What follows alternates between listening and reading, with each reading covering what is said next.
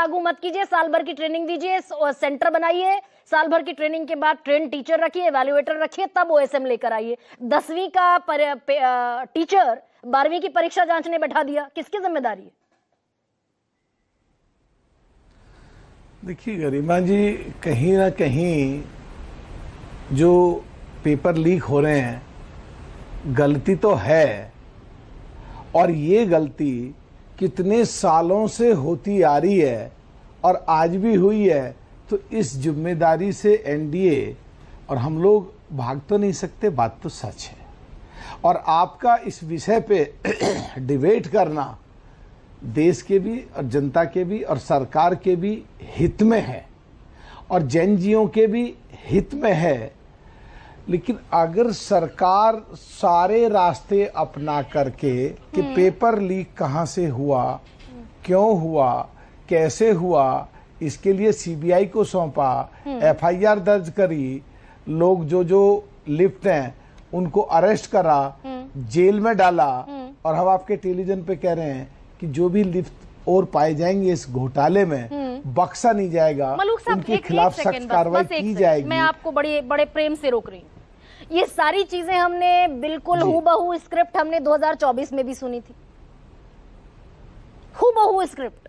धर्मेंद्र प्रधान तब भी कह रहे थे दोषियों को नहीं बख्शा जाएगा, अभी भी कह रहे हैं दोषियों को नहीं बख्शा जाएगा। क्या करें?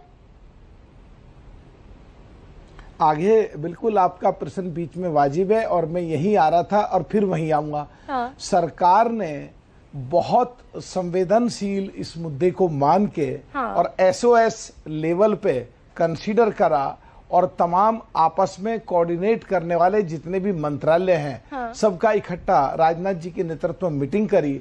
और यहाँ तक कि पेपर जहाँ छपता है सीधा कैसे केंद्र पे पहुंचाया जाए, और जो ट्रेन से या कार से या डाकिये से जो व्यवस्था थी से हो रहा है सर। आप दरअसल वो धूल चेहरे पे थी और उम्र भर गालिब यही भूल करता रहा, धूल चेहरे पे थी, आईना साफ करता रहा। प्लीज, सीबीआई कह रही है एनटीए से लीक हो रहा है और आप ट्रांसपोर्टेशन की व्यवस्था सुधारने में लगे हुए हैं। सीबीआई का कहना है एनटीए के लोग लीक कर रहे थे, एनटीए के अपने लोग लीक कर रहे थे।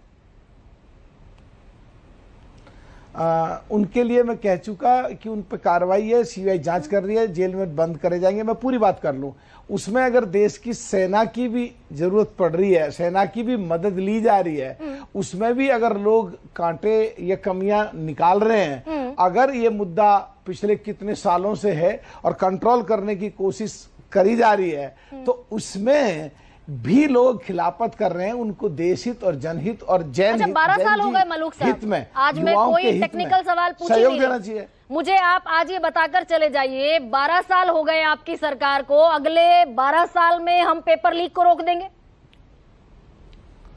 अगले 12 साल और अगर मैंडेट मिल जाए बीजेपी सरकार को तो रुक जाएगा पेपर लीक?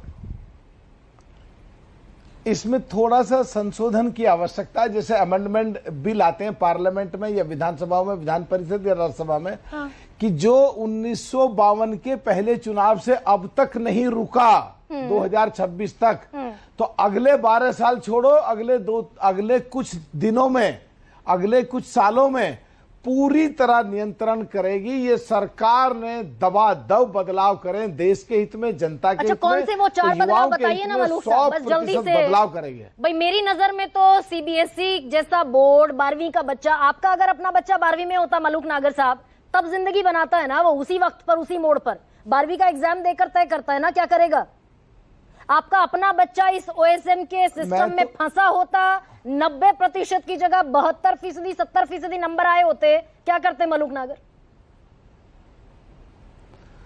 गरिमा, आपका बच्चा हो चाहे मेरा बच्चा हो, चाहे जिन बच्चों की जान गई है उनके बच्चे हों, एक जैसे हैं। हमें दुख है, एक जैसे होते तो ये सीबीएसई ने एक जैसे होते तो धर्मेंद्र प्रधान ने ये पूरी बात तो नहीं, अगर एक जैसे बच्चे होते तो धर्मेंद्र प्रधान ये सीबीएसई के डायरेक्टर और सचिव को हटाकर दूसरी जगह थोड़ी बेचते। कहते कि मैं लाल बहादुर शास्त्री की तरह इस्तीफा देता हूं, I got failed to ensure the security of the question paper and the answer sheets. Garima Singh, I think you cannot understand the total system related to the transfer of the IAS officers. This is directly under DOPT and Law Justice Standing Committee and DOP Department of Prime Minister Office and the second ministry concerned to the Home Ministry. अच्छा इसमें भी कोई, अच्छा एक second Ashutosh, इसमें भी कोई